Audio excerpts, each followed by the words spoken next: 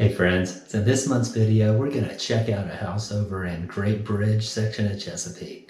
Now this one is a bank-owned property, definitely needs some repairs, and I'm going to kind of go through it, analyze the repairs, analyze the costs of fixing up, and then what it would look like to rent it out. And I'm going to look at the whole thing from the perspective of renting it out rather than fixing it for a flip or to live in. Now, I always say the best way to get a rental property is to turn your existing home into a rental property as you move up. But we're going to see what the numbers look like actually buying and rehabbing a home and then turning it into a rental. So let's take a look at the property. We're here in Great Bridge area of Chesapeake. First, taking a look at the exterior. Exterior is actually in pretty good shape. It is a brick house, a little bit of vinyl siding on the A's. Newer roof. Only things I'm seeing here, little stuff with the screens, the metal wrap around the trim. There's a few defects in that, but probably not something I would worry about as a rental. And then the deck on the back there probably is going to need some either repairs or possibly replacement. Now this one is on a crawl space, so I would be concerned about what's underneath there, and we'll probably put a number on doing repairs underneath, but that's a definite unknown that if I were to go further in here, you would put the house, have the contingency for inspections and inspect it beforehand.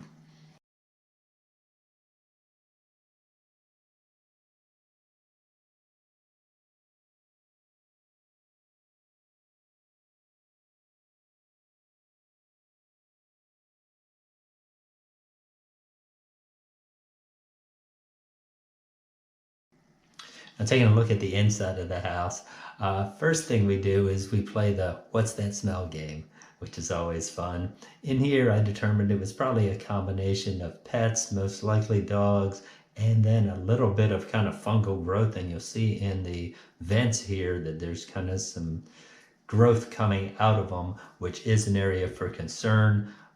You may be able to possibly just hire a vent cleaning company to completely clean everything out, or in some cases you may actually have to go in and underneath the house, and if there's the plastic flex tubes, actually replace them. Now, when looking at the kitchen, I would definitely do a full kitchen remodel as if I was going to live in it or flip it or whatever, just because eventually we are going to want to look at resale. But for now, just look at it as a rental property, but still you want it to be in great condition. This is going to demand higher rent because it's in a nice area, and so no reason to go cheap on the kitchen. Now all the flooring throughout is going to have something done to it. There are some hardwood in the back bedrooms that could possibly be refinished, but it may make more sense to just go with a vinyl plank and just go throughout most of the house with it, and then possibly go carpet in the bedrooms, because again, that can be more cost effective than even refinishing the hardwood. Now I would also look at repainting the entire interior, including all the wood trim. I would go ahead and prime it and have it painted all white, so that it really kind of jumps out at you and looks a lot more modern, a lot more clean. I would look at the utility room of converting it back. For some reason they decided to put the utility room in the garage. Not sure why. Maybe they just needed the storage space or something, but to me that it makes more sense to have the utility room inside. It's so much nicer during the winter to have it in there, and it just feels more modern and more comfortable. Now looking at in the garage at the HVAC and the water heater, they seem to be reasonably new. So I'm going to assume those are in working condition. However, we would have to, I'm going to kind of find some numbers on that and just look at, okay, here's what I think the remodel is going to cost, and here's just some extra just in case. Because anytime you go to do any kind of remodeling, stuff always pops up. Living room, family room that has the paneling. I paint all that, fix the ceiling. They used to have some false wooden beams in there. Again, it's all just cosmetic stuff that just needs to be cleaned up. So most of this house, it seems to be all cosmetic, but again, having not looked in the crawl space, I don't know.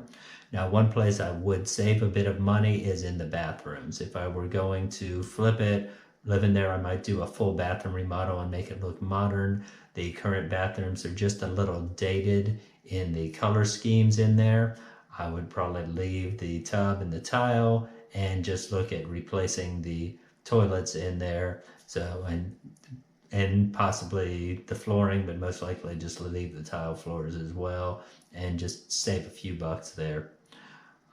Besides that, that's pretty much all I think would need to be done to the house. Now let's look at the analysis of the repairs, cost to purchase it, and then what it would look to rent it out. And can we actually make money renting this out? Can we make cash flow? Or would it not be a great property to buy, fix, and rent? So I am going to evaluate this property over in Great Bridge to see if it makes sense to purchase it, repair it, and then turn it into a rental property. Okay, let's look at the numbers for that place in Great Bridge. So looking at a $300,000 purchase price, and I based that on what they were asking, though I do see that they're requiring the highest and best, and actually that was due a few days ago. It's possible that it may get bid up, but I'm just going to have to make some certain assumptions for now. Looking at just guessing 4% in closing costs, assuming getting a loan. So that would be $12,000. Just guessing on $500 for the home inspection, something that if you're a contractor, you may do the home inspection yourself, but let's just throw out $500. And then the repair costs. There were a lot of various repairs in there, and I tried to go high. I always try to err on the high side with repairs, so figuring in $55,000 worth of repairs, and then figuring it'll take a couple months to do the repairs, so you're probably looking a month and a half, 2 months. Just guessing about $4,000 in holding costs until it actually gets rented out. And again, those numbers could go up a little bit, but that's what we're going to use for the purpose of this analysis. Looking at the monthly rent, I saw a comparable property that did rent out in that neighborhood and rented out for $25.50, so using that as the number for rent. And this is assuming a 20% down payment. Depending on the loan type, you may end up going 25, but then you may also want to refactor in some of these other costs. So you'll see down here the total cash needed right now would be $131,500 in order to, between the down payment, the closing costs, and the repair costs. So that's quite a chunk of change, so you may need to finance that into the mortgage as well, and that will shift all these numbers, and I'll show that in a second. So looking at, assuming, again, a 240 loan, you would be looking at the principal and interest payment of $1,596, but then you've got to add property insurance, figured about $2,000 a year for insurance, so $166 a month. Tax, I just looked at what the current tax is and divided it by 12, so it would be $286 a month.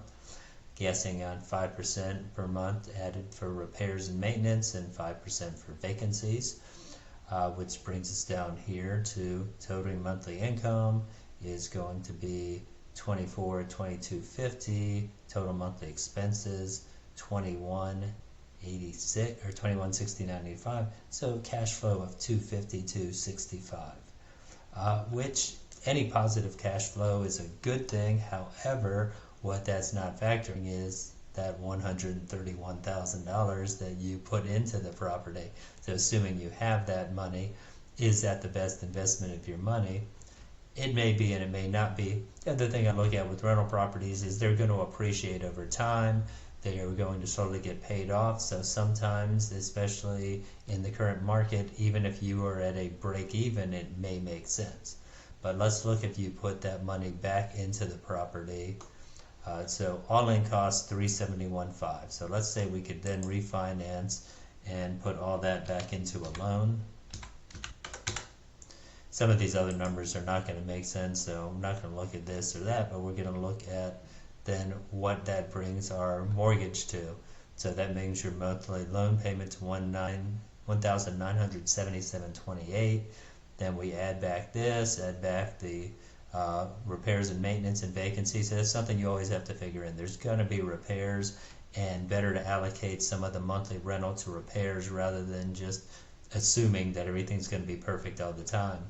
So in that case, it's actually costing you $127.90 to own the property and rent it out. Uh, Now this brings on the debate, does it make sense? What are your long-term goals? Do you just want to acquire rental properties and then have them cash flow later? Or are you trying to look for properties that can cash flow now? If so, maybe it's looking into cheaper properties that you could put less into and still get them rented out. This one is a nice property in a nicer neighborhood where resale is going to be easier later. You're going to get a better quality of tenant in there, so the supervising of the property will probably be easier as well. Now again, just guessing at some of these numbers, this all could change a little bit, but if it were me, I would probably not be moving forward with this property. It's just too close, and when you're looking at all those repairs that need to be done, it just wouldn't make sense to put all that time and energy. We're working with the contractors dealing with that just in order to have another monthly bill and another thing that has to be managed as well.